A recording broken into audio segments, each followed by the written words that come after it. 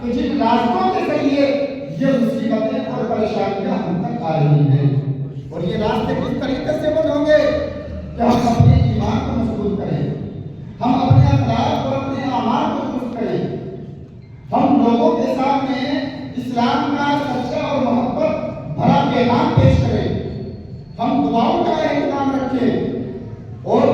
ہم اپنے حالات کو بدلنے کی کوشش کرتے ہیں۔ محترم حضرات، یاد کریں کہ جب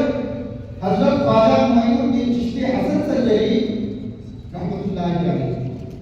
نبی پاک صلی اللہ علیہ وسلم کے حکم کی تعمیر کرتے ہوئے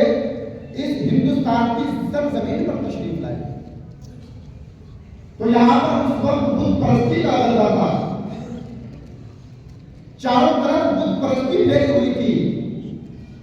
لوگ بتوں کو اپنا معبود بنائے ہوئے تھے،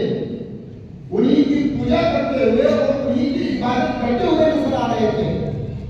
لیکن محترم سامعین کرام، جب حضرت خواجہ معین الدین چشتی حسن سنجری اس روئے زمین پر تشریف لائے تو آپ ڈرے نہیں، آپ گھبرائے نہیں، بزدل نہیں بنے، انہوں نے اپنے اندر کمزوری محسوس نہیں کی،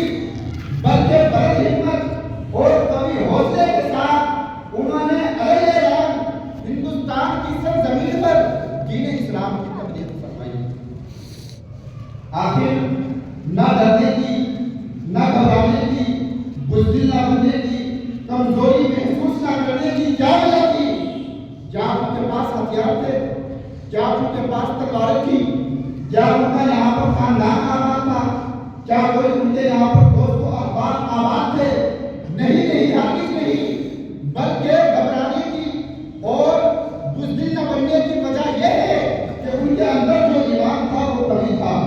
ان کے اعمال اور ان کے اخلاق جو تھے وہ درست تھے، ان کے دل میں اللہ کا خوف تھا، وہ متقی اور پرہیزگار تھے، اور ان کے دل میں نبی پاک صلی اللہ علیہ وسلم کی محبت موجود تھی۔ یہی وجہ تھی کہ انہوں نے یہاں کی سرزمین پر دین اسلام کی تبلیغ